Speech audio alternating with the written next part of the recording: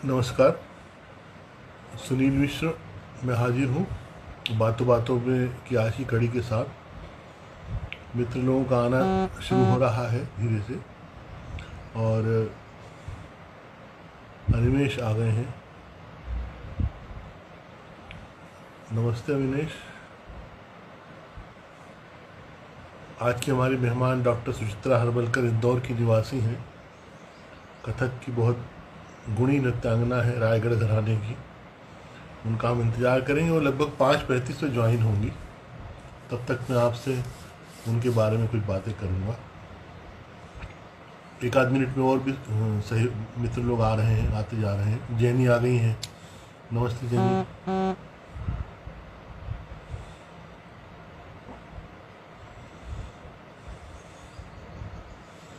सुंदरलाल जी नमस्कार। ऋषिका, पाध्य जी,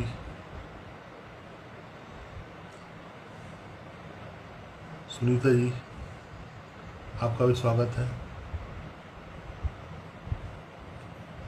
सुंदरलाल जी प्रणाम। अक्षय,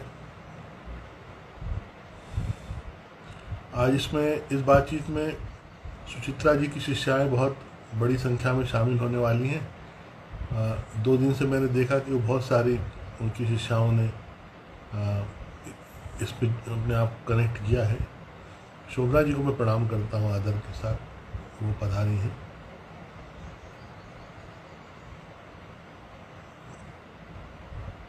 हेलो सुनीता जी।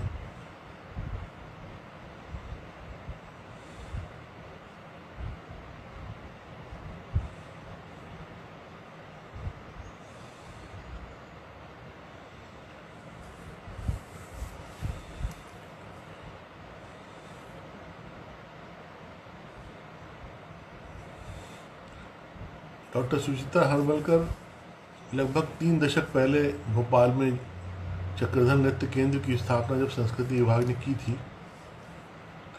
तब उन्होंने गुरु शिष्य परंपरा के अनुसार पंडित रामलाल जी से, पंडित उनके पिता पंडित कार्तिक राम जी से नृत्य की शिक्षा प्राप्त की थी।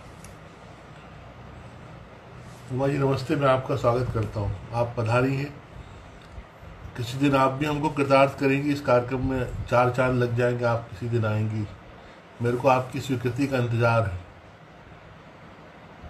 मेरा निवेदन आपसे पहले से है, एप्लीकेशन मेरी पहले से है आपके पास। आपकी आपकी स्वीकृति मिलना है बस।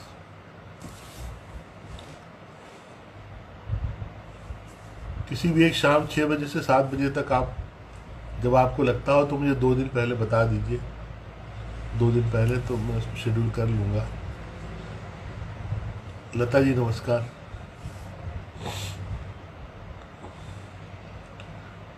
आपको कह रहा हूँ भाई जी, आपके लिए हर शाम खाली है।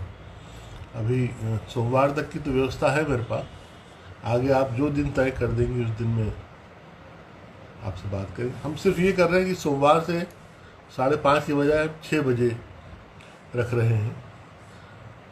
सुदेशना हमारी बेटी भी ज्वाइन हुई है। आपका भी स्वागत है। आप पहली बार आपने कृपा की है।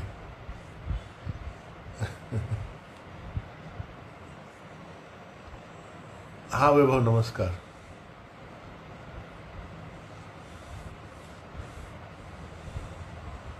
लता जी आप कैसी हैं? मंडे से हम 6 बजे से 7 बजे का समय रख रहे हैं कुछ। वैशाली जी नमस्कार।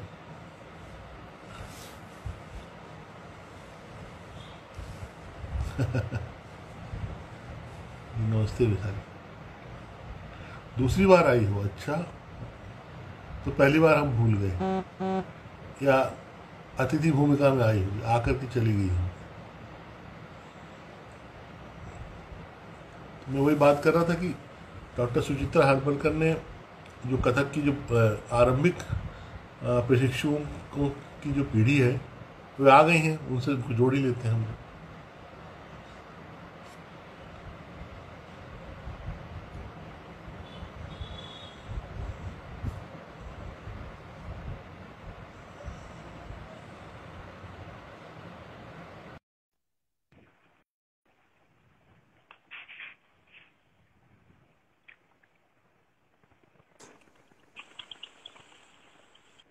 नमस्कार सिस्टर। नमस्कार।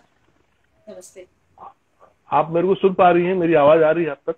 जी, आ रही है मुझे। और हमें भी आपकी आवाज सुनाई पड़ रही है, बिल्कुल साफ। आपका जी स्वागत है। मैं आपके आने से पहले भूमिका बना रहा था जी और भोपाल की बात कर रहा था कि किस तरह से लगभग 30 साल या उससे थोड़ा बहुत ज्यादा ही समय हो गया होगा जब चक्रधर नृत्य केंद्र के अंतर्गत उमा डोगरा जी आपको नमस्कार कर रही है। स्क्रीन पे आप देखते रहिए, आपको बहुत सारे चाहने वाले लोग उमा जी को मेरा भी बहुत बहुत प्रणाम।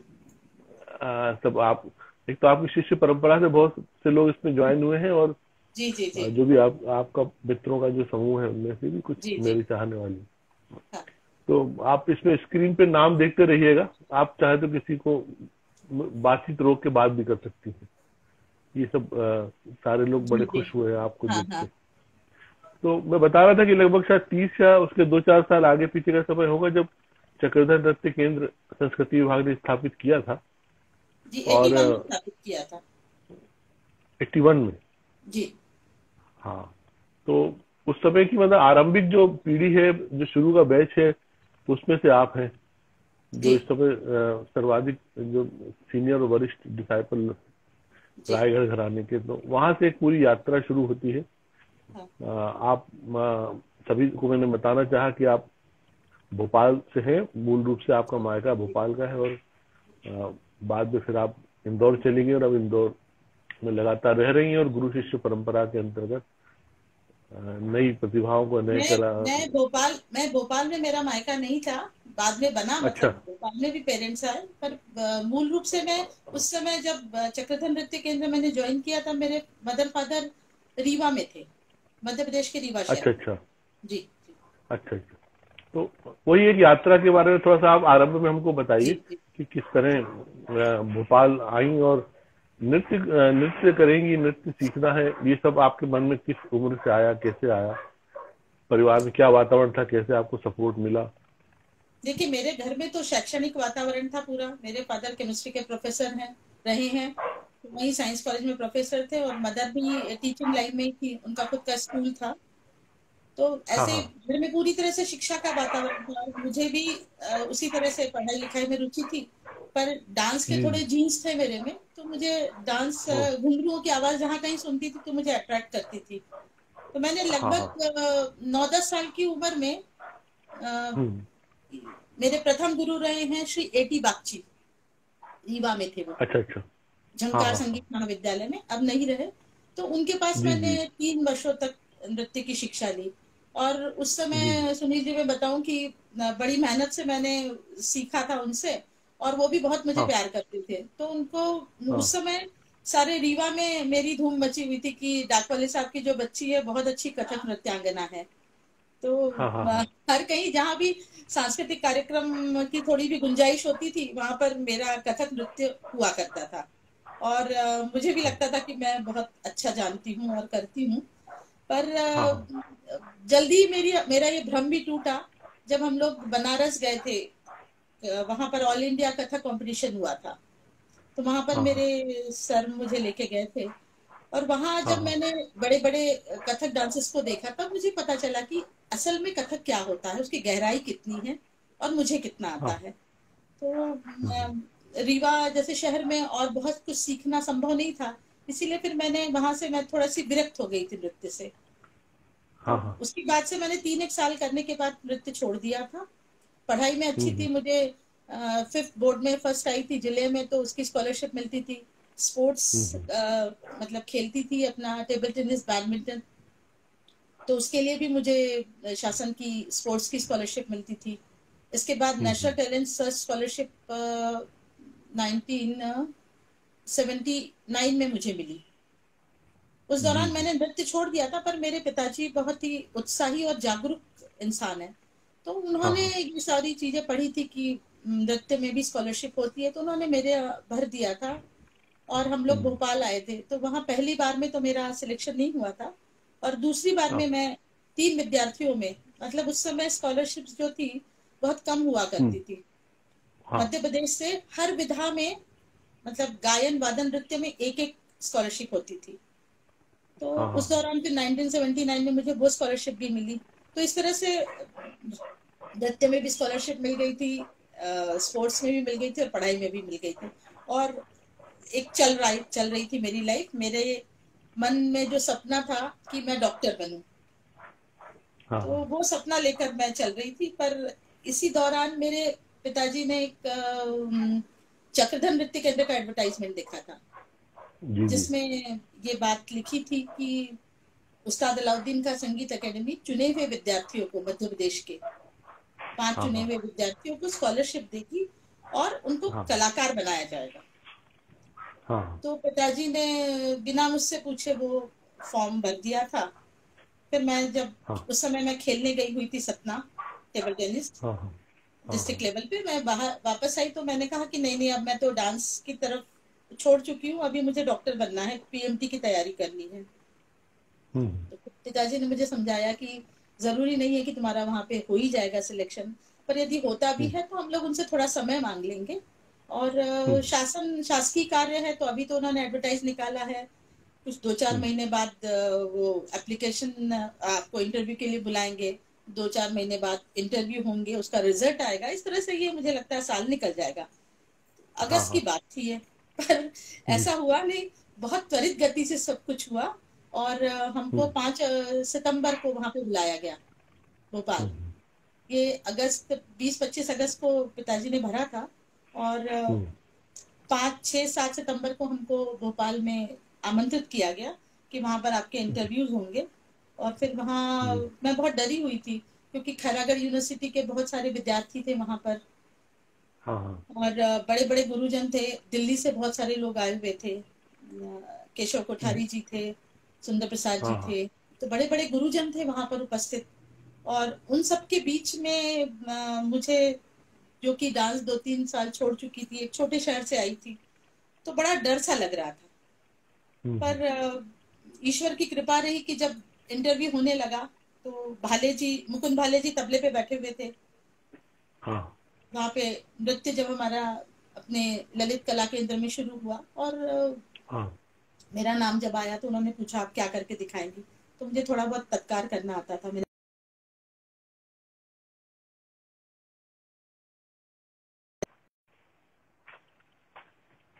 थे दिख दिख दिख दिख दिख दिख थे, उसे बड़े कॉन्फिडेंस से पढ़ा था।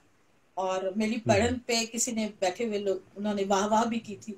तो एकदम और भी मुझे उत्साह आ गया था। और उसके बाद हम्म एक गत निकास करके दिखाई, तो सब लोग बहुत खुश हुए।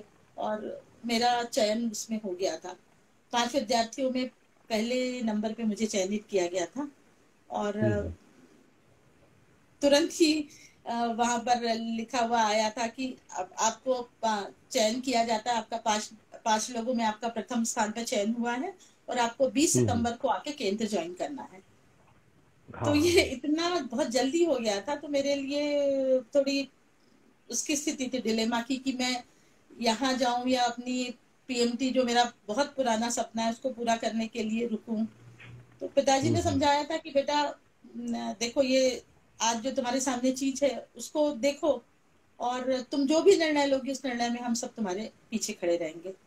तो उन्हीं का हम्म संबल था। और कुछ मेरी भी नृत्य के प्रति जो इच्छा थी, रुचि थी, उसके कारण मैंने फिर ये ऑप्ट किया, और 20 सितंबर को मैं भोपाल आ गई। तब से मैंने 4 वर्षों तक वहां पर जूनियर स्कॉलरशिप, और उसके बाद 2 साल मुझे सीनियर स्कॉलरशिप मिली। और इस तरह से केंद्र में मेरी नृत्य की शिक्षा हम्म शुरू हुई। तो आपको ये सब मैं, केजी त्रिवेदी आ गए हैं इसमें, आपको जानने वाले लता जी हैं, लता मुंशी जी। हाँ, लता और दीदी आपकी नमस्ते, त्रिवेदी जी नमस्ते। और आदित्य, आपकी शिष्याओं में अदिति एक नाम मैंने पढ़ा, एक परिधि नाम पढ़ा, एक निवेदिता पढ़ा। ये जी, सब लोग इसमें ये इस सब समय मेरी देख रहे हैं शिष्याएं, स्कूल हाँ में। हाँ हाँ हाँ। वो सब आपको यहाँ पर केजी त्रिवेदी आपको नमस्कार कर रहे हैं। जी, मैं, मेरा भी उनको नमस्ते। हाँ अच्छा लगता है जब तो पुराने लोग इकट्ठे होते हैं जी। हाँ हाँ, ये सब हम सबके बीच तो आपका वही स्थान है ना, जो हम लोगों ने बहुत शुरू में आपको देखा। जी और हम सबके सामने एक पूरी यात्रा शुरू हुई, जी। पूरी मुझे आज सृजन भी की लोग यात्रा। और जी, सुचित्रा जी डाक वाले के नाम से बहुत लोग जानते हैं। हाँ हाँ, वो जी हम लोग वो याद करते, हम और केजी त्रिवेदी कई बार याद करते, हम सब कलाकारों ने एक बैठक की थी बहुत पहले, कोई संस्था बनाना चाहते थे, जब जी। त्रिकर्षी संस्था की स्थापना हुई थी तो उसमें आप भी थी। हाँ हाँ। मयूर पार्क में कोई एक बैठक हुई थी बहुत बिगिनिंग में, अच्छा। आपको मुझे याद होगा मुझे तो याद नहीं। वो एक, हाँ वो उसमें उसमें लता जी भी शामिल थी, आप थी, मैं था, आशीष थे। हाँ ये हाँ। केजी वही लिख रहे हैं कि हमारे लिए तो सूची आज भी वही है। जी, क्यों नहीं, हम तो व्यक्ति तो वही रहता है। जी। तो बस। हमें वही लगता है कि कितनी मेहनत लगती है सब पूरे एक स्थान से एक बड़े स्थान पर पहुंचने के लिए। जी सब कुछ जी आसान नहीं होता, और लगातार इन सब के लिए क्या करना पड़ता है। आसान सचमुच में कुछ नहीं होता। लगातार रोज आप किसी भी कलाकार के लिए तो रोज ही हर दिन उसको रियाज चाहिए, हर दिन अभ्यास जी चाहिए, जी। ताकि वो अपनी उसकी जो ट्रैक है, उसकी जो एक पटरी है, उसको वो लगातार चलता है। तो क्योंकि इन सब गुरुजी। के लिए फिर जब आप इसमें आपको क्या कुछ कार्तिक राम जी से भी सीखने का मौका मिला था, उस समय वो थे? उन्हीं से उनसे ही मैंने सबसे ज्यादा सीखा था। हाँ मैंने बताया ना, मैं प्रथम बैच की विद्यार्थी हाँ। हूँ, और पहले ना तो हम्म। बड़े गुरुजी से ही हमने बहुत कुछ सीखा सारे। हाँ, और छोटे गुरुजी भी थे। पंडित रामलाल जी बाद में आए। नहीं, वो दोनों साथ में थे, दोनों ही अच्छा, सिखाया दोनों करते, साथ में थे। दोनों साथ थे। पर परंतु पंडित हाँ कार्तिक जब राम जी उस समय सक्रिय थे, हम उनको बड़े गुरुजी हम्म। कहते हैं। और हाँ हाँ। रामलाल जी को छोटे गुरुजी, मैं ऐसे ही जिक्र अच्छा करूंगी। अच्छा। तो बड़े गुरुजी हमको सिखाया करते थे, और छोटे गुरुजी भी सिखाया करते थे। दोनों का अपना अपना हम्म सिखाने का तरीका था। हमको छोटे गुरुजी से हम्म। बहुत डर लगता था, और बड़े गुरुजी हाँ जो थे वो जब भी हम लोग रियाज करते थे वहां पे, एक तो हमारा, आप हाँ। बताऊं कि 6 घंटे का रियाज होता था।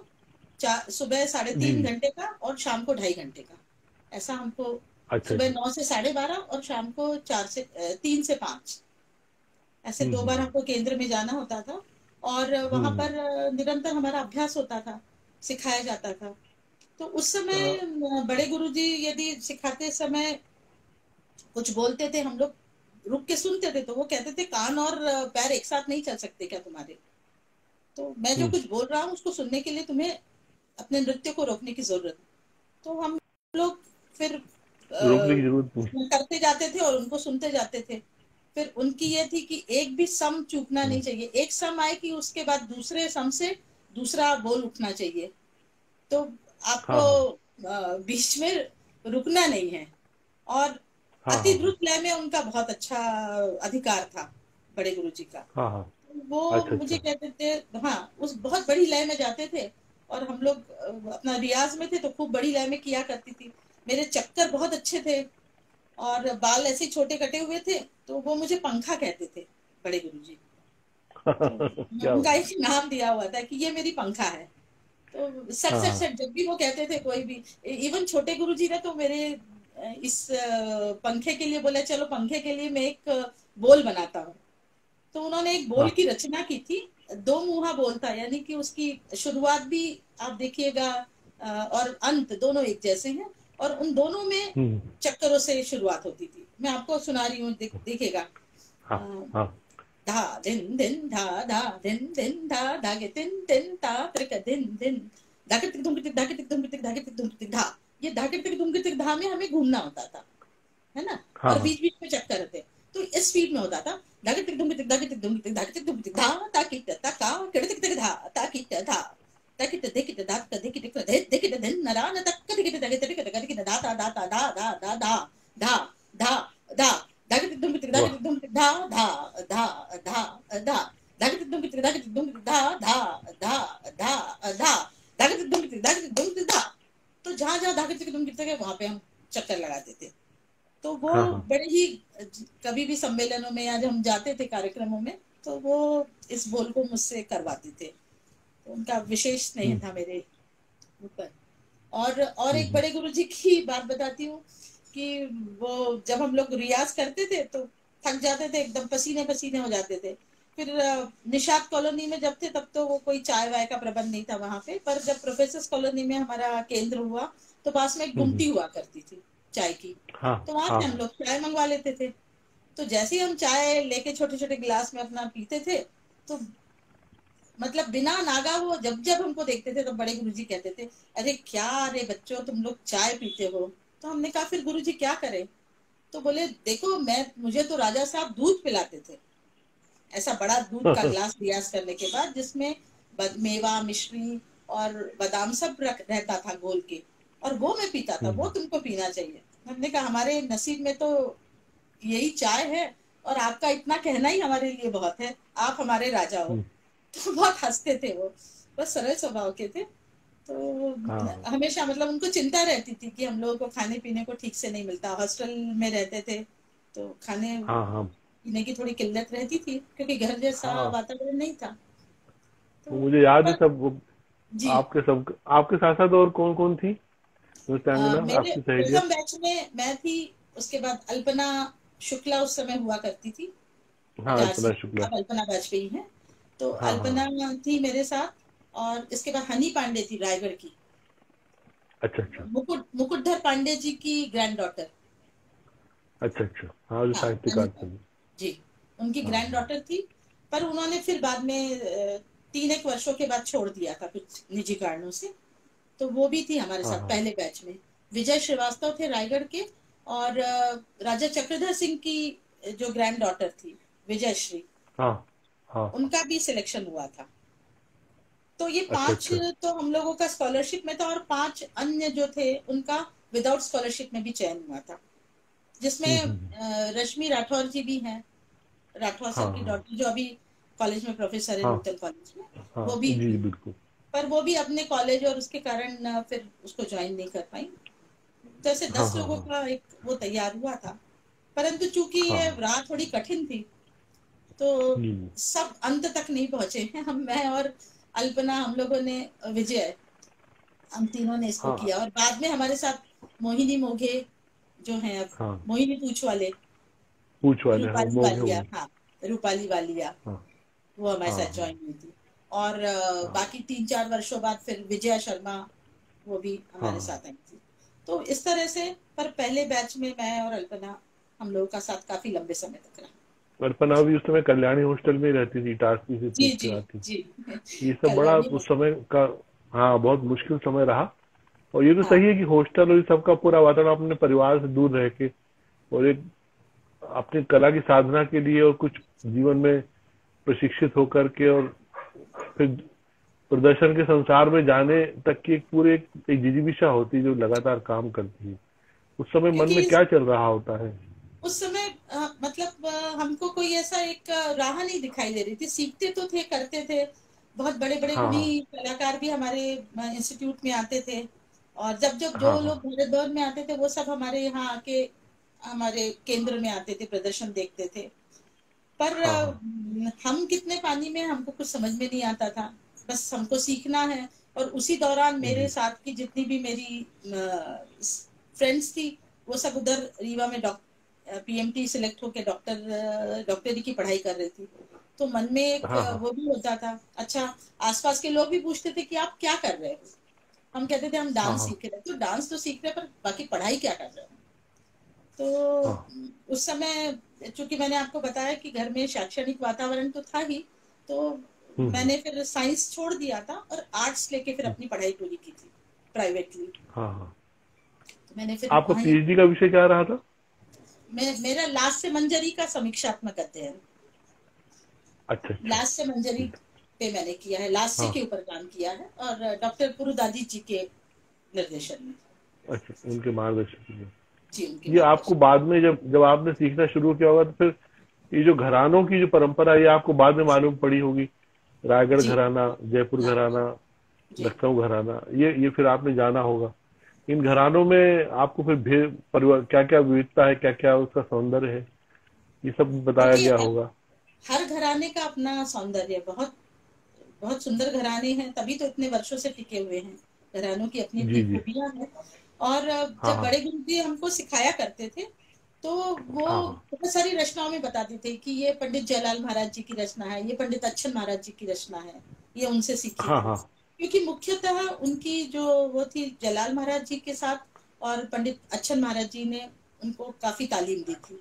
और हाँ हाँ। रायगढ़ के नरेश जो राजा चक्रधर सिंह है, जिन्हें हम रायगढ़ जी घराने का प्रवर्तक मानते हैं, जी तो बिल्कुल। उनके दरबार में ये सारे गुरुजन रहते थे। और वहीं पर हमारे बड़े गुरुजी और उनके साथ 3-4 और नवयुवक थे जिनको राजा साहब ने अपने दरबार में रखा था और उनको कथक में दीक्षित किया था। और उस समय इस तरह की शिक्षा दीक्षा उनको मिलती थी अलग अलग इसकी घरानों की। और राजा साहब ने खुद कई सारे पर्णों की रचनाएं की हैं। हाँ, वो उस तरह के बहुत विद्वान भी थे। जी और जी, वो बहुत अच्छे साहित्यकार थे। यानी कि उन्होंने उनका सारा कथक को जो मूल उसके संस्कृति से जोड़कर और नए नए संदर्भों से जोड़कर उन्होंने उसके शास्त्रीय स्वरूप को एक नई दिशा मिली थी रायगढ़ के दरबार में। और उन्होंने ऐसी ऐसी रचनाएं की थी जैसे प्रकृति पर आधारित थी कुछ रचनाएं प्राणियों पर आधारित है, कुछ रचनाएं पशु पक्षियों की आवाजों को लेकर उन्होंने, उनकी ध्वनियों को लेकर उन्होंने बोल पर्णों की रचनाएं की हैं। और फिर उन रचनाओं पे भी उन्होंने ये जो हमारे गुरुजन हैं उनको वो करवाया करते थे। तो अलग अलग तरह से उस रचना पर सब लोग अपने अपने अंग बनाकर दिखाते थे। फिर जो सर्वमान्य होता था कि भाई ये सबसे अच्छा लग रहा है इसके ऊपर, तो उसको फिर ओके कर दिया जाता था। तो इस तरह से अंगों का भी उसी समय इस पे किस तरह का अंग होगा, किस तरह का भाव होगा, उसके ऊपर भी दरबार में विशेष रूप से चर्चा हुआ करती थी। तो उन्होंने जो रचनाएं दी हैं बहुत से नृत्य की रचनाएं हैं, परंतु उस पे उन्होंने अपना भाव समझकर उनके नाम दिए हैं। जैसे कलरव है, मधुमंजरी है, परन आड़ी प्रिय रजनी है, पुरंदर है, दावानल है, ऐसी अनेकों रचनाएं, सैकड़ों रचनाएं हैं और उनके सुंदर सुंदर नाम दिए हैं। और उन रचनाओं को विशेष रूप से हम लोग रायगढ़ घराने में करते हैं। उमा जी पूछ रही हैं कि कुछ राजा साहब की बंदिश के बारे में थोड़ा सा बताएं। राजा साहब, हाँ मैं वही बता रही हूँ कि राजा साहब ने मुरज परन पुष्पाकर, उन्होंने कई ग्रंथ विद्वानों की सहायता से लिखे थे। तो उसमें से जो मुरज परन पुष्पाकर है उसमें नृत्य की बहुत सारी बंदिशें मिलती हैं। और नृत्य की जो बंदिशें हैं उसमें चक्रदार है, और पहले हिस्से में चक्रदार बंदिशें हैं और दूसरे हिस्से में सादी बंदिशें लिखी हुई है उन्होंने। तो उन बंदिशों के जैसे मैंने बताया कि उनके भाव के अनुरूप उनके नाम दिए हुए हैं। तो मैं आपको, और उन्होंने उसमें अलग अलग, जैसे आप उसको कर सकते हैं कि कुछ पशु पक्षियों के ऊपर आधारित है, कुछ जो है वो प्रकृति पे आधारित है, जैसे दल बादल बरन है, कड़क बिजली है, चमक बिजली है। तो इस तरह के बरन है। कुछ नायक प्रधान रचनाएं हैं, कुछ नायिका प्रधान रचनाएं हैं, कुछ रचनाएं ऐसी भी हैं जो जोड़े, जैसे उमा जी तो जयपुर घराने की सुप्रतिष्ठित कलाकार है, तो कुछ जयपुर घराने की एक बंदिश पे भी उन्होंने, मतलब कुछ बंदिशों को लेकर उसी यति गति से, उसी वजन से उन्होंने उसके ऊपर जोड़ा बोल की रचना की है। तो मैं एक जयपुर घराने की जो बंदिश पे उन्होंने रचना की उसको भी आपको सुनाती हूँ। और कुछ लखनऊ की एक बड़ी प्रसिद्ध है, धुम धुम नाती धा धा दिनता धा दिनता कतित धा दिनता कतित धा दिनता क्रध धा दिनता कतित धा तुम तधा। इस पे राजा साहब ने की थी झिनकिन कुकुती ती तत्ता ताथुंगा तक कथुंगा ता कुकुछे कुकुता कुकुछे ना थुंगा झिनकिन ता तथेई ता तथेई ता तथेई ता तथेई ता तथेई ता तथेई। इसी तरह से एक रचना है जैसे तत तत्ता दृग दुन दुन झिझकित थो थु वंग तक थुन तक तिधा दिखथे। इस पे राजा साहब ने जो रचना की है उसको उन्होंने तोपखानी परन बताया है। धक धक धा धक धम धम धमकत है तो फंग धक दम दम धमकत धाय। तो तत तत ता दृग धक धक धा धक दम दम, इस तरह से उन्होंने रचना की है। और जो मैं उमा जी को बताना चाहती हूँ, धा दुम घे ना तित घे तित घे तित तित घे तित घे के तित कृधा तित दिन तित धा तित दित धा तित धर धर धर धर धर कट धर धर कट धर धर कट धर धर कट। ये जयपुर की रचना है। उसके ऊपर उन्होंने जो राजा साहब ने बंदिश तैयार की है वो है झिन झिन को कुथारी थारी कथारी कथारी के न जगह को कुथारी थे को कुदजी को जी को को जिग जिग जिग जिग जिग थे जिग जिग थे जिग थे जिग थे जिग थे जिग थे जिग थे जिग थे जिग थे जिग थे इदा दुमड़ गे ना तिट गे तिट गे तिट तिट। ये इस तरह की जो है उसी वजन से उन्होंने बड़ी सारी बंदिशें तैयार की थी। उन्होंने लास्य की भी बंदिशें कुछ लिखी है, राधा गौरी लास्य एक उनका, जैसे वो मैंने बताया था वो बहुत साहित्यकार थे अच्छे, उन्होंने खुद ने उपन्यास लिखे हैं बहुत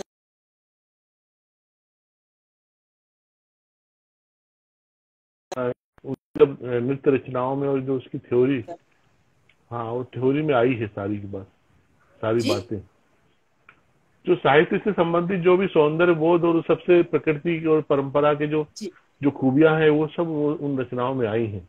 अभी हाँ इसमें जैसे डॉक्टर अगर कमला शंकर ज्वाइन हुई हैं, जी गिटार वादिका है, बनारस घराना। और सुधा रघुरमन जी भी ज्वाइन हुई है दिल्ली से, वो भी नमस्कार। गायिका है, बहुत मुग्ध आदरणीय लोग। तो सभी का स्वागत है। आप, हाँ आप जारी रखिए। तो एक बहुत सुंदर कविता सुनाती हूँ। धा धिन धिन धा धा धिन धिन धा धा धा धिन धिन धा धा धिन धिन धा झक झक झक झक मुकुट मोर सिर चमक चंद्रिका किरण मालिका उघटत परिमल नव नव सुंदर मद निधान मुद नचत कृष्ण राधा। परिमल नव नव सुंदर मद निधान मुद नचत कृष्ण राधा। परिमल नव हाँ नव हाँ सुंदर मद निधान मुद नचत कृष्ण राधा। तो ये हाँ। राजा साहब की बंदिशें हैं और बड़ी खूबसूरत है, सुनने में भी अच्छी लगती हैं और करने हम्म। में भी उतना ही उसमें सौंदर्य है। इस तरह से हम लोग, और मेरी बड़ी इच्छा है कि जो बंदिशें अप्रचलित है हमने बहुत सारी सीखी है गुरुजी से, और हाँ तो उनको मैं मंच पर करूं, लोग उनको सुने, गुणीजन सुने, उनका उनके सौंदर्य को देखें, और हमारे शिष्य जो है वृंद वो उसको सीख कर उसको और भी आगे बढ़ाए। ये सब प्रशिक्षण पूरा होने के बाद फिर कार्यक्रम के लिए मंच पर जाना कब से शुरू हुआ आपका, सुचित्रा जी? ये इसके लिए मैं बड़ी सौभाग्यशाली रही कि जब यहाँ पे चक्रधर नृत्य केंद्र की स्थापना 81 में हुई थी, तो 83 में हम लोग हाँ कथक केंद्र में गए थे। शरद चंद्र का कार्यक्रम हुआ करता था, वो नवोदित हाँ हाँ प्रतिभाओं को के लिए होता था शरद चंद्र का हाँ कार्यक्रम। हाँ तो उसमें मेरा और अल्पना का, हम दोनों का, अल्पना का था या नहीं मुझे याद नहीं आ रहा, पर मेरा तो था उस समय 81 में, नहीं मेरा ही था हाँ केवल। तो हाँ शरद हाँ। चंद्रिका के लिए मुझे वहां पर बुलाया गया था, 15 मिनट का समय दिया गया था। तो वहां जब हम्म हम लोग पूरा केंद्र वहां पे पहुंचा था, बड़ी सारी हमने हम्म। तैयारी की थी उसके लिए। रश्मि वाजपेयी जी थी वहां पे उस समय, तो उन्होंने ड्रेस हाँ वेस हमारी तैयार करवाई थी कि कॉस्ट्यूम क्या पहनोगी क्या करोगी, वो सब हमने तैयार करके हम वहां पे पहुंचे थे। और एक बड़ी समस्या थी कि बालों को कैसे बांधना, उसके पहले तो कभी कार्यक्रम दिया नहीं था, तो हाँ हाँ बाल छोटे थे, उनको एक चोटी में कैसे बांधा जाएगा। तो बड़े यत्न हाँ। करके फिर हमने वहाँ किसी की सहायता लेके हमने बाल वाल अपने बांधे थे और वहाँ कार्यक्रम किया था। तो वो कार्यक्रम इतना अच्छा हुआ कि सुनील कोठारी जी जो हमारे क्रिटिक हैं बहुत बड़े, तो वो हाँ, वहां पर बिल्कुल। नेशनल हेराल्ड में लिखते थे।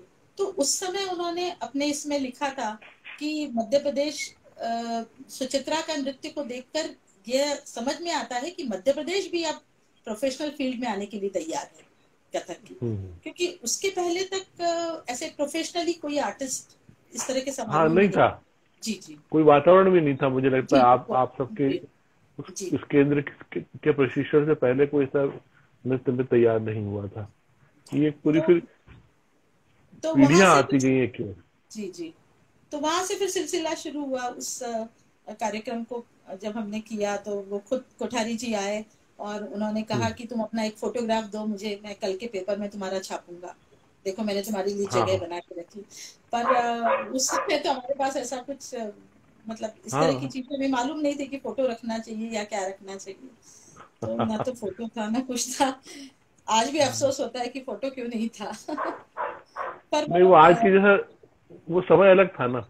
जी वहां तो जी ये भी था कि आप मान लीजिए अपने गुरुजनों के साथ गई हैं, पहला परफॉर्मेंस है, तो इतना सब समझदारी नहीं होती कि ये सब हमको एक हाँ अच्छी पैरेलल तैयारी कोई करना है। अब ये आज जरूर इस तरह का समय है कि तुरंत लोग ईमेल कर देंगे, व्हाट्सएप कर देंगे, जी जी। या कह देंगे कि अभी अभी आप मोबाइल से खींच लीजिए। बिल्कुल बिल्कुल।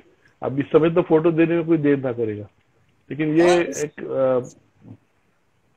वो वही सब महत्व की बात है कि इन सब सीमाओं के साथ, इन सब अनुशासनों के साथ एक यात्रा चली है, तो वो तो बस आपको भी वहां से संतोष एक देती है। फिर हमने मतलब उसको फिर अपने बहुत लगा कि हम नहीं, हम कुछ कर सकते हैं, इतने लोगों ने जब वहां पे। हाँ वहीं पे मुझे पंडित बिरजू महाराज जी, हम लोग वही कथक केंद्र में रुके हुए थे, श्री राम सेंटर में ये हाँ कार्यक्रम हुआ था। तो वो पैदल ही हाँ पास हाँ में थे, तो पैदल ही निकल के आ रहे थे। तो हाँ हाँ क्रॉस हाँ। कर रहे थे रोड, तब महाराज जी की कार आके सामने रुकी। फिर उन्होंने हम्म गुरुजी से बात की, फिर मुझे रोका और बोले कि लड़की, तुम्हारे डांस में कुछ अलग सी बात देखता हूं मैं, और इसको हमेशा कायम रखना। तो हम्म ऐसे बड़े गुरुजनों का उस समय ये बात कहना। और फिर हम्म 85 86 में चक्रधर समारोह जो रायगढ़ में होता है, जो संस्कृति हम्म। विभाग पहले किया करता था, मध्य प्रदेश संस्कृति विभाग, हाँ चक्रधर जी, समारोह जी। बिल्कुल। तो चक्रधर समारोह करते थे जी पहले। जी किया करता था। तो उसमें पहला जब हाँ समारोह हुआ था, तब तब भी हम लोग सारे केंद्र के बच्चे वहां पे गए थे, और हम लोगों के हाँ हाँ परफॉर्मेंस हुए थे। और वहां पे स्वर्गीय पंडित दुर्गालाल जी उपस्थित थे। तो उनका हाँ हाँ। व्यक्तित्व तो इतना सम्मोहित कर देने वाला था। तो उनका भी नृत्य हुआ था, और हम सब ने वहां पे आधा आधा घंटा अपना 25 मिनट 20 मिनट ऐसे 3 4, मैंने, अल्पना ने, रूपाली ने, हमने वहां पे अपनी प्रस्तुति दी थी पहली बार। तो उस समय भी हम्म। उन्होंने गुरुजी से कहा था कि ये इस बच्ची में तकनीकी जो पक्ष है इसका बहुत स्ट्रांग है, आप इसको हम्म अच्छे से सिखाइएगा। तो उनकी भी बातें मुझे हमेशा याद रहती हैं। और अभी अभी हम्म। 2015 में मैं कथक केंद्र में गई थी दिल्ली में। तो वहां पे कुमुदिनी लाठिया हाँ जी मिली थी।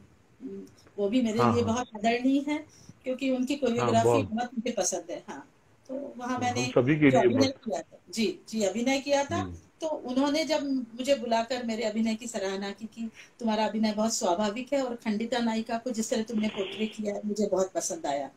तो वो हम्म। बात भी मैं हमेशा अपने जहन में रखूंगी। तो जिन गुरुओं को देखते हुए हम लोग बड़े हुए, उनसे यदि कुछ प्रशंसा के शब्द सुनते तो बहुत अच्छा लगता है। देश के अनेक प्रतिष्ठित समारोह में आपको नृत्य करने का अवसर मिला, कुछ ऐसे समारोह को याद करना चाहेंगी अलग अलग शहरों के? मुझे लगता है कि सारे बड़े शहरों में आप गई हैं। जी जी सब बड़े शहरों में गई। तो मुझे जैसे पारंगत संगीत नृत्य समारोह में हम लोग हैदराबाद गए थे। हाँ वहां पर ऐसा वहां पे लोग कहते थे कि हैदराबाद में कोई नृत्य का माहौल नहीं है, और कथक तो बिल्कुल ही नहीं पसंद करेंगे। हाँ तो ऑडियंस हाँ आएगी हाँ। कि नहीं आएगी, ऐसा भी लग रहा था। पर वहां पे हम्म बहुत जबरदस्त ऑडियंस वहां पे उपस्थित थी, और सब लोगों ने उस कार्यक्रम को बहुत सराहना मिली थी। तो ऐसे हम्म। एक बाहर की तरफ जाकर वो भी हमारा एक बड़ा कार्यक्रम था उस समय। पर फिर बाद में हाँ धीरे धीरे जब सारे शहरों में कार्यक्रम होते गए, ये मुंबई की ऑडियंस बहुत अच्छी है। हाँ दिल्ली में ऑडियंस, जहाँ पर कथक सीखने वाले या समझने वाले होते, वहां करने का आनंद ही कुछ और होता है। तो हाँ उनका फीडबैक हाँ बहुत अच्छा मिलता है। और बेंगलोर में, हैदराबाद में, दिल्ली में, हाँ मुंबई में, सभी जगह अच्छा हाँ रहा, हाँ। रिस्पांस अच्छा मिलता है। और, और देश के बाहर? देश के बाहर बहुत सारा नहीं गई हूँ, पर सिंगापुर, हाँ श्रीलंका, हाँ, और रशिया हाँ गए थे। आपको मालूम होगा हम हाँ लोग हाँ। मुझे इसीलिए रशिया का मुझे याद है। जी जी, तो वो वो भी बहुत एक शुरू हमारा में, बहुत शुरू में 88 गई थी आप वो। 88 की बात है, 88 हम्म। की बात है। भारत भारत महोत्सव हुआ था ना उस समय? जी हाँ भारत महोत्सव हुआ था। भारत महोत्सव जो हुआ है। था। तो वो भी एक हमारे हाँ लिए, इस तरह की सारी यात्राएं जो है आपको एक परिपक्व बनाती है, मैच्योर करती है। क्योंकि बहुत हाँ सारे हाँ। लोगों से आपका मिलना जुलना होता है, बहुत तरह की। और मुझे लगता है मंच जो है वो हमेशा, हर मंच हमें कुछ ना कुछ सिखा के जाता है। कि हम्म। मतलब वो एक हमारा गुरु होता है एक तरह से। जब हम मंच पे होते हैं तो हाँ। किस तरह से हमको करना है, बर्ताव करना है, वो हर मंची कार्यक्रम हमें कुछ न कुछ दे के जाता है। अच्छा, एक कलाकार के बाद जब एक विवाह होने के बाद एक पारिवारिक जीवन शुरू हुआ तो इंदौर आपको जाना हुआ। इंदौर में आपने एक भाव भूमि बनाई अपने जी अपनी साधना के लिए भी, और अपने अपने अपनी लगातार संस्कारों को जारी रखने के लिए वहां पर एक शिष्य परंपरा स्थापित की। ये कब की बात है जब आपने वहां पर भी नई नई नृत्यांगनाओं को, मैं कलाकारों न, को? जी जी मैं 90 में इंदौर आई शादी के बाद, 90 में। हाँ और हाँ उस समय तक मैं खैरागढ़ यूनिवर्सिटी में एज ए लेक्चरर मैंने ज्वाइन किया था। मैं ढाई हाँ हाँ साल हाँ मैंने खैरागढ़ यूनिवर्सिटी में लेक्चरर की पोस्ट पे काम किया है। तो हाँ वहाँ के बाद फिर जब इंदौर आई तो देखिए ऐसा लगा था कि एक संरक्षण में थे पहले हम। खैरागढ़ में भी बहुत हाँ सारे कंपनीज मिल जाते थे, मतलब मेरे ही हाँ इसमें तबला वादक भी थे, गायक भी थे, इंस्ट्रूमेंट में वाले हाँ, भी थे। पूरा वहाँ पूरा पूरा एक वातावरण वो वहाँ बना पर। हुआ था। और ऐसे ही जब जब तक केंद्र में थे तब भी बहुत ज्यादा सारे मतलब इस तरह की वो करनी नहीं पड़ी कि कभी कोई कार्यक्रम हुआ तो कौन तबले के लिए जाएगा, क्या होगा। नफीस हाँ भाई हाँ थे वहाँ, वहाँ पर नफीस भाई थे केंद्र हाँ में, बिल्कुल। लंबे समय तक हाँ जमीर भाई, नफीस भाई, गोपाल भाई। हाँ तो उन हाँ सबके साथ भी हमने बहुत कार्यक्रम किए। फिर खैरागढ़ में विवेक देशमुख जी, उनके साथ हाँ। बहुत कार्यक्रम किए हैं। तो इस हम्म। तरह से ये सिलसिला जो है, जब मैं इंदौर आई तो इंदौर में आके मुझे यहाँ पर बहुत सारे नृत्य के कार्यक्रम नहीं होते हैं। अभी आज भी मैं इस हाँ बात के लिए मतलब चिंतित हूँ कि हाँ यहाँ हमें बहुत अच्छा देखने को नहीं मिलता, नृत्य का वातावरण हाँ। नहीं है। और नहीं, जब मैं संगीत का आई, वो बहुत ज्यादा है। जी जी, गायन वगैरह का है, गायन वादन का, हम्म। पर नृत्य के लिए तो वो भूमि बनाने के लिए बहुत समय लगा कि अपने आप को यहाँ हम्म। पर एक नृत्यांगना के बतौर स्थापित करना। अच्छा, नए नए इसमें आपको पता है घर गृहस्थी बच्चे इनमें क्या कहते हैं, व्यक्ति थोड़ा सा मतलब एक स्त्री होने के नाते एक महिला को दिक्कत आती है। पर मेरे घर हाँ। के सब लोग बहुत ही कोऑपरेटिव हैं और उन्होंने हम्म। मुझे हमेशा संबल प्रदान किया। मतलब मेरे हम्म। ससुर जी ने तो मुझे 1 महीने बाद ही पूछा था शादी के कि क्यों बेटा तुम डांसर हो ना, कथक डांसर हो? मैंने कहा हाँ। तो बोले मैंने तुमको कभी प्रैक्टिस करते हुए नहीं देखा। तो हम्म। मुझे इतना अच्छा लगा कि महीने भर बाद ही वो पूछ रहे हैं मुझसे कि तुम प्रैक्टिस क्यों नहीं करती हो। तो फिर मैंने हाँ। धीरे से पूछा कि मैं कर सकती हूँ क्या, तो बोले जरूर। और उसके फिर 1 महीने बाद ही ऊपर हमारे यहाँ पर नृत्य के लिए हॉल बनवा दिया था मेरे हस्बैंड ने। तो फिर वहाँ पे हम्म। नृत्य का रियाज और वो करते थे। और जब कभी कंपनीज के साथ में अपना प्रैक्टिस करती रहती थी तो मेरे ससुर जी हाँ, कितनी बार वो खुद चाय और नाश्ता लेके ऊपर आते थे, तीसरी इतनी मंजिल बड़ी पे। बहुत बड़ी बात है। बहुत बड़ी बात है। तो इतना मतलब उन्होंने मुझे वो दिया है, संबल दिया है, इतना मुझे आगे बढ़ने के लिए। और मेरे सब मेरी दोनों नंदे और घर के पूरे परिवार के सभी बड़े इस बात से बहुत खुश थे हम्म। कि एक कथक नृत्यांगना को वो अपने फैमिली में लाए हैं। हम्म। अभी तो एक सुनील सक्सेना जी ने इस पे मैसेज लिखा था आपके लिए कि आपने कुछ नाटकों से भी आप जुड़ी रही हैं, उसके बारे में भी बताइए। ऐसा उन्होंने। तो नाटकों से एक तो मैं मेरे कजिन है प्रशांत खिरवड़कर जी।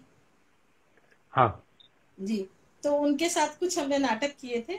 1-2 नाटकों में मैंने हिस्सा लिया था उस समय। हाँ हाँ हाँ। अ, राहुल रस्तोगी जी भी थे उसमें, ये बिल्कुल बिल्कुल। सच्चिदानंद जोशी जी भी थे।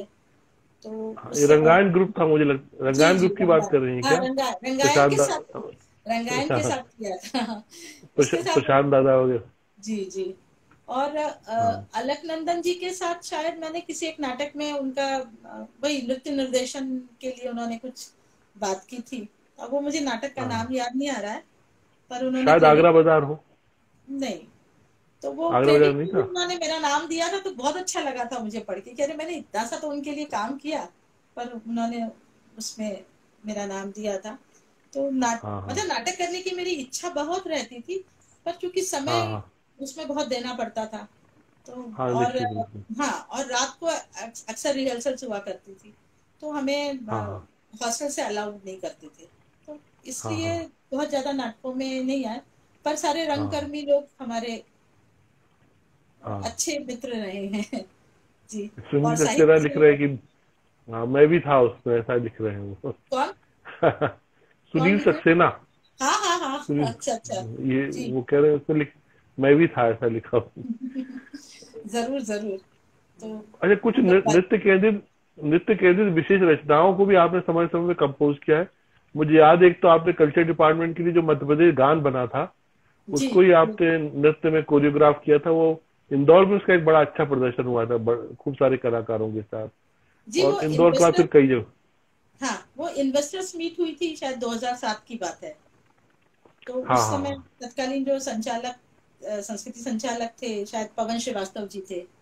तो हाँ उन्होंने हाँ कहा था कि आपको इस गान के ऊपर मैं भेजूंगा, उस गान के ऊपर आपको कोरियोग्राफ करना है, नृत्य संरचना। हाँ अब वो गाना हाँ जो है मध्य प्रदेश गीत 11 मिनट का था, तो हाँ हाँ उसको 1 हफ्ते का समय था। उन्होंने कहा मैं आपको बताऊंगा, इस 1 हफ्ते में कभी भी हो सकता है, उसकी तारीखें शायद हाँ निश्चित नहीं थी। तो हमने हाँ उसको हाँ कोरियोग्राफ किया। और अब देखिए, कोरियोग्राफी की जब भी आप करते हैं तो आपके पास कुछ निश्चित चीजें होनी चाहिए ना, कि आपको कितने लोगों के साथ काम करना है, कितने आर्टिस्ट होंगे, मंच का डायमेंशंस क्या होगा, इंडोर होगा, आउटडोर होगा, कब होगा, हाँ है ना, एग्जिट एंट्री के लिए जगह है कि नहीं। तो वो सब क्लैरिटी ना हमारे पास नहीं थी, कुछ नहीं था, बस आपको करना हम्म। है। तो हमने उसको किया था, और उस दौरान बार बार, मतलब प्रदर्शन के पूर्व कितनी बार ऐसा फोन आता था कि अब वो 11 मिनट तो नहीं हो पाएगा, आप उसको 8 मिनट का कर लीजिए। फिर कभी आता था कि उसको 5 मिनट कर लीजिए, नहीं नहीं इतना समय हाँ, नहीं देंगे, केवल 3 मिनट देंगे। तो मतलब उस समय वो हफ्ते भर बहुत प्रेशर था मेरे ऊपर, कि हर बार झगड़ा कैसे भी मैं हो चेंज जाता था। करूं। पर झगड़ा भी हो फिर, जाता जी था। झगड़ा भी हो जाता था कई बार ना, जी, कि कैसे कर पाएंगे। एक होता एक था। बार इतना तैयार कर लिया है, फिर अब कैसे करेंगे, और अब वो गीत तो उतना ही बड़ा है, उसको कैसे छोटा करे, कहाँ से क्या करे। उसको वो कहाँ से टेक्निकल छोटा चीजें करें। थी। जी। पर और होता ये आपको था मैं कि बताऊं, वो आपको मैं बताऊं सांस्कृतिक जब, कार्य, हाँ बोलिए आप। संस्कृत हाँ, संस्कृति की गतिविधि होना भी चाहिए। और फिर हम्म। उसी के लिए वक्त कर्टन, बस जब सारी जगह से वक्त जुटाना पड़ेगा तो सबसे पहले उसका वक्त काटा जाए, कि इसको कम कर दो। स्वाभाविक है जी। जी तो वो बताइए। उस समय मैं बहुत ज्यादा उसमें थी, परेशानी में थी कि क्या करूंगी। और जब हाँ होने का समय आता कि इन्वेस्टर्स मीट इंदौर में ही हुई थी, और एक टेंट वेंट लगाया गया था, वहाँ सारे बड़े अधिकारी सब उपस्थित थे। तो एक दिन पहले हमको बोला कि आप वहां पे अपना करके दिखाइए। तो ग्रैंड रिहर्सल हाँ हुई। तो शायद कमिश्नर कौन थे, अंशु बैस जी थे या कोई थे, तो उन्होंने देखा, बोले मैडम है तो बहुत अच्छा, पर 11 मिनट तो हम नहीं दे सकेंगे, हाँ तो वही। इसको तो आपको कम करना पड़ेगा। तो बस आंसू ही आना बाकी थे मेरी आंखों में। फिर मैंने श्रीवास्तव जी, संचालक महोदय से रिक्वेस्ट की कि सर अब देखिए, इस पे मैं इसको कम तो नहीं कर सकती, पर इतना जरूर आपसे कहती हूँ कि आपको जब लगे कि अब समय कम है, आप इसको रोक दीजिएगा। वही हम तो शुरुआत कर देंगे अपनी, आपको लगे 5 मिनट में रोकना है, आपको लगे 6 मिनट में रोकना है, आप रोक दीजिएगा, हम वहीं रुक जाएंगे। पर आपको बताऊं कि जब हमारा वो पूरे पूरे 11 मिनट वो कार्यक्रम हुआ, पूरा हाँ शुरू से अंत तक देखा। और फिर मंच पे श्रीवास्तव जी को बुला के उन्होंने कहा कि इसकी कोरियोग्राफर कौन है, उनको बुलाइए, उनका हम सम्मान करना चाहते हैं। तो उस हाँ समय चूंकि समय की कमी थी, उन्होंने कहा कि केवल मैडम का करेंगे तो अच्छा नहीं लगेगा, जो जो लिखने वाला है, जिसने इसको कंपोज किया है, वो भी यही उपस्थित है। तो यदि तीनों को हाँ। बुला सकते हैं तो मंच पे बुलाइए, अकेले को मत बुलाइए। तो इस तरह से फिर मंच पे जाने से मैं रह गई थी। पर ये सुन के ही बहुत अच्छा लगा कि हमारा काम अप्रिशिएट हुआ और लोगों ने उसको पसंद किया। हम्म। उसके तो बाद इस तरह आपको के पता है, प्रयोग। आपके आपने ही आदेश दिया था कि दूसरा बार जो नया एक अच्छा। बना है उसका मध्य प्रदेश गीत, जी। उसके ऊपर भी कोरियोग्राफ किया था। हाँ वो हाँ, भी दूसरा भी। Investors meet. जी जी, वो तो 2.5-3 मिनट का ही था। कई चीजें, वो आप नर्मदा नर्मदा पर भी एक आपने कोरियोग्राफी जी बहुत सुंदर की है, जो हाँ। लगभग एक घंटे के आसपास है। कितनी बड़ी है वो। जी, 1 घंटे 10 मिनट का बहुत है। सारे, हाँ बहुत सारे कलाकार उसमें शामिल है। हाँ पूरी वो, नर्मदा की पूरी यात्रा अमरकंटक से भरूच तक जी जो जी एक पूरी है, जी मध्य प्रदेश में कहाँ कहाँ से वो होकर निकलती है, उस पूरे जी पूरी जी सांस्कृतिक महिमा। क्योंकि जहाँ जी। जहाँ वो एक आंचलिकता को छूती हुई, वो जहाँ जहाँ से निकलती है, जिन गांवों से, अंचलों से, हाँ तो उस पर वो भी एक गीत था जिसको आपने बहुत सुंदर ढंग से जी। क्रिएट किया था। तो ये नृत्यों में इस तरह की और भी विशिष्ट रचनाएं आपने की हैं। और एक देखिए, एक मुझे रचना जो बहुत पसंद आती है, एक है गीत रामायण, आपने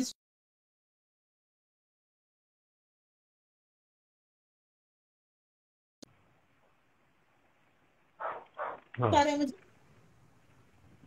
गीत गदी गीत रामायण। माडगूळकर मराठी के साहित्यकार हैं, उन्होंने हाँ बिल्कुल। 56 गीतों में ये गीत रामायण को पूरी तरह से समेटा है।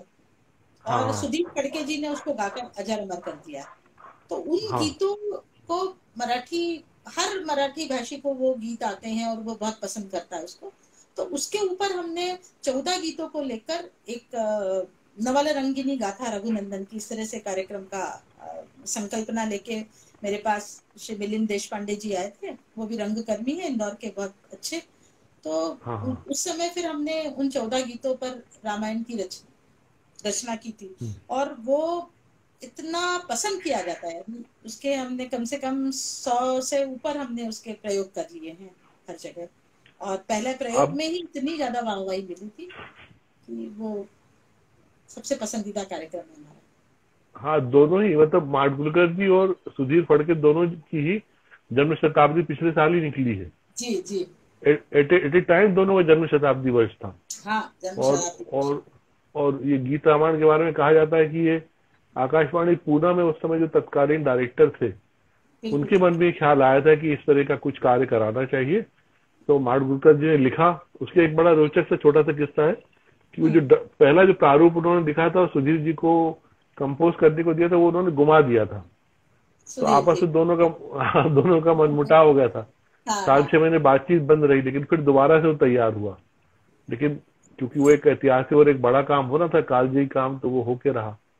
आज भी उसको लोग सुनना चाहते हैं। उसके माध्यम से एक पूरी राम कथा को अनुभव करने का एक बड़ा सुख है, देखते हुए सुनते हुए। हाँ, राम एक ऐसा चरित्र है जो हमारे जनमानस में मतलब बहुत प्रतिष्ठित है, और आज के समय में उसकी बहुत जरूरत है। तो हाँ। वो उसको करके हमको बहुत अच्छा लगता है। और उसके लिए मुझे जो एक बहुत अच्छा कमेंट मिला था, वो ये था कि गदी माडगुलकर जी इसको लिख के, गीत रामायण को लिख के अमर हो गए, और सुधीर फड़के गा के अमर हो गए, और तुमने ये नृत्य इस पे संरचना करके तुम अमर हो जाओगी।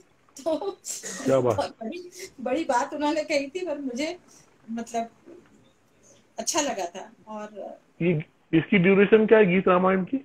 गीत रामायण की ड्यूरेशन है 1.5 घंटा। अच्छा, इसमें भी अधिक कलाकारों ने हिस्सा लिया होगा। हाँ, उस समय हम लोगों ने जब पहली बार हमने किया था, तो आपको बताऊं कि 14 गीतों में 14 बार हमने कॉस्ट्यूम चेंज की थी। अच्छा, और कमाल। करीब 22 या 23 बच्चों को लेकर हमने इसको किया था। बाद में फिर जब हाँ। करते जाते थे, तो फिर 13 लोगों को लेके किया उसको। मतलब कहीं अच्छा। बजट नहीं होता था, या कहीं जा नहीं पाते थे, या मंच छोटा था। हाँ पर ओरिजिनली जब हमने किया था, तो 10 एकम्पनीज थे हमारे साथ और 22 कलाकार थे। तो हाँ ऐसे इस पे हमने इसको हाँ। किया था जी। ये अभी आपको कुछ समय पहले ही मध्य प्रदेश सरकार के शिखर सम्मान से भी विभूषित किया गया जी। ये सब आप एक जो लगातार इतने वर्षों की साधना है उसका एक ये एक अच्छा प्रतिसाद है। उसमें आपको कैसा लगा जब आपको मिला था, और आगे अब आप क्या सोचते हो? हमारे पास 2-3 मिनट का समय है, उसमें आप इसको समाप्त करने की कोशिश करना। मैं बस ईश्वर को धन्यवाद देती हूँ, गुरुजनों को धन्यवाद देती हूँ कि मुझे ये सम्मान मिला, क्योंकि आप जो भी काम करते हैं, यदि उसकी सामाजिक स्वीकृति मिलती है तो अच्छा लगता है। और सबसे अच्छा ये लगा कि मुझे सही समय पे मिला, कि जब मैं अपने रचना कर्म में, कला कर्म में अभी जुटी हुई हूँ, कर रही हूँ, तो ये एक जो है वो हमें प्रेरणा देती है और कुछ करने के लिए। तो मैं शासन की बहुत आभारी हूँ कि उन्होंने मुझे सही समय पर दिया, और बहुत खुश हुई शिखर सम्मान। आपका बहुत बहुत बहुत धन्यवाद। हमारी शुभकामनाएं कि और भी बड़ी बड़ी प्रस्तुतियां, यात्रा और सम्मान ये सब जारी रहे। आपका अपना नाम और अधिक रोशन हो, आपके शिष्य आपकी कीर्ति को और बढ़ाएं, ये सब है। और ये अनवरत यात्रा जारी रहे। ये जो हमारी आपकी बातचीत है, ये कोशिश करूंगा कि मैं YouTube में भी इसको जोड़ेंगे, तो फिर आप यहाँ जो आपके जो सब मित्र लोग देख रहे हैं उन तक आप साझा कीजिएगा, मैं आपको भेजूंगा। आपने इस बातों में इस कार्यक्रम को समय दिया, आपका हार्दिक आभार। मैं सभी सुनने वालों मैं आभारी हूँ आपकी कि आपने इतने अच्छे उपक्रम शुरू किया, जिसके कारण हमें आज के लॉकडाउन की सिचुएशन में इस तरह से बाहर आने का मौका मिला, लोगों से जुड़ने का मौका। ये इस पूरे समय का मुझे लगा कि क्या सदुपयोग करूं, तो ये अब सब, लेकिन आप सबकी वजह से सफल हो रहा है, ये मैं कहना चाहूंगा। नहीं, आप हमारी तरफ से सफल हो रहा, पर उसके जो केंद्र में है वो आप हैं। तो आपको बहुत बहुत साधुवाद और बहुत बहुत बधाई, आपका ये इसी तरह से सफल हो जी। नमस्कार जी। सभी सुनने वालों को भी नमस्कार। कल फिर मिलेंगे। जो ज्वाइन हुए उन सबको मेरा धन्यवाद। जी।